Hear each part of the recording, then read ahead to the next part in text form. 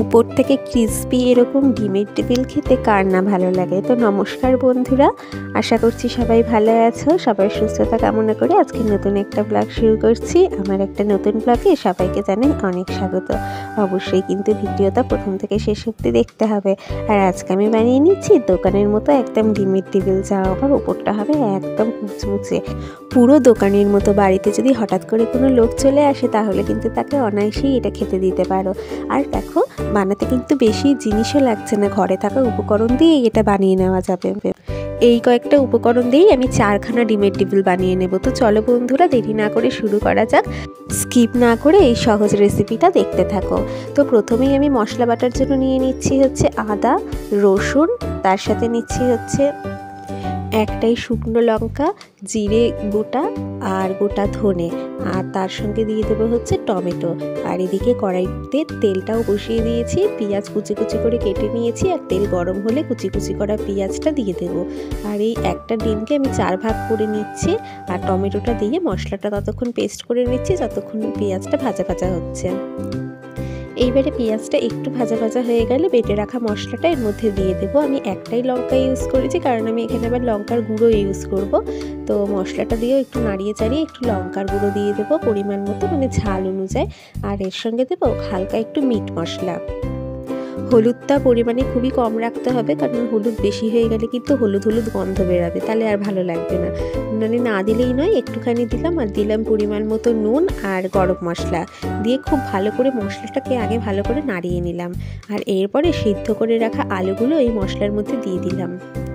আলুগুলো কিন্তু আগেও পেস্ট করে দেওয়া যেত, কিন্তু সেটাতে কিন্তু একদম ল্যাতলাতে হয়ে যেতে পারতো, যার জন্য আমি আগে পেস্ট করে দিইনি। প্রথমে দিয়ে তারপরে মশলার সঙ্গে নাড়িয়ে তারপরে এটাকে ভালো করে হাত দিয়ে মেখে নিয়েছি।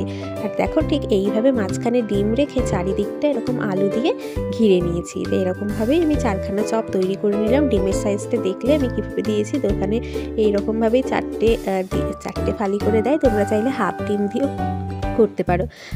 তো এইভাবে আমার 4খানা চপ রেডি করা হয়ে গেছে। আর এখন আমি নিয়ে নিয়েছি কর্নফ্লাওয়ার আর ময়দা। তো 2 চামচ কর্নফ্লাওয়ার নিলাম আর 2 চামচ মতো ময়দা নিলাম, দিয়ে এটাকে একটু জলে গুলে নেব, মানে আর কি একটা ব্যাটার তৈরি করে নেব। এরপরে ব্যাটারটা তৈরি হয়ে গেলে এই চপটাকে প্রথমে ব্যাটারে ডোবাবো, আর তারপরে হচ্ছে ব্রেড ক্রাম্বস দেবো।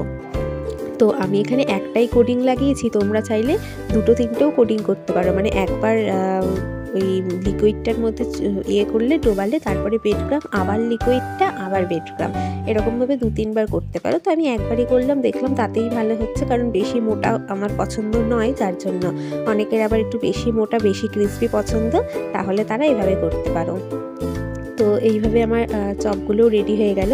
ও বলে রাখি, ব্রেড ক্রাম্বসটা কিন্তু কেনা নয়, ঘরে বানানো। যে কোনো পাউরুটি নিয়ে সেটাকে মিক্সিতে গুঁড়ো করে নিয়ে তারপরে হচ্ছে একটু মানে হালকা ভেজে নিলে, মানে তেল ছাড়া একদম শুকনো কড়াইতে ভেজে নিলেই কিন্তু ব্রেড ক্রাম্বসগুলো তৈরি হয়ে যায়। সেটার রেসিপি আমি তোমাদের দিয়ে দেবো, তোমরা দেখে নিও।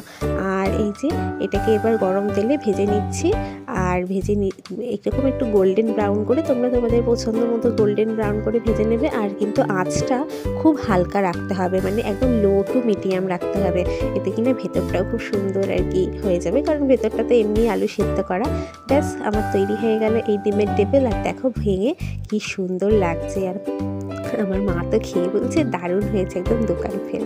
তো তোমাদের কেমন লাগলো জানিও। যারা প্রথম থেকে শেষ অবধি ভিডিওটা দেখলেন তাদের সবাইকে জানাই অনেক ধন্যবাদ। আজ এখানেই শেষ করছি, দেখা হচ্ছে পরের কোনো ভিডিওতে। অবশ্যই ভালো থাকবেন, সুস্থ থাকবেন, টাটা।